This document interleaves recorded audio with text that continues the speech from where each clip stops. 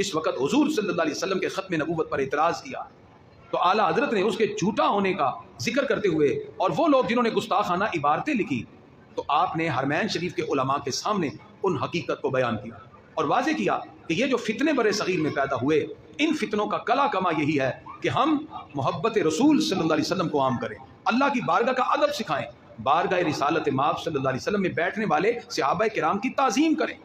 اسی عزت اور تعظیم کی وجہ سے ایک سوچ اور فکر ڈیولپ ہوتی ہے جس کو فکر رضا کہتے ہیں۔ امام اہل سنت حدیث نعمت کے لیے آپ فرماتے ہیں، یہی کہتی ہے بلبل باغ جناں کہ رضا کی طرح کوئی سحر بیاں، نہیں ہند میں واصف شاہ خدا، مجھے شوقی طبع رضا کی قسم۔ یعنی امام اہل سنت اعلیٰ حضرت فرماتے ہیں کہ جس وقت بہت سی باطل فکر اٹھی تو اعلیٰ حضرت نے وہ محبت ہمارے دلوں میں ڈال دی جو بارگاہ رسالت مآب میں مقبول ہوئی، اور ان کی قبولیت کی یہ نشانی ہے اہل محبت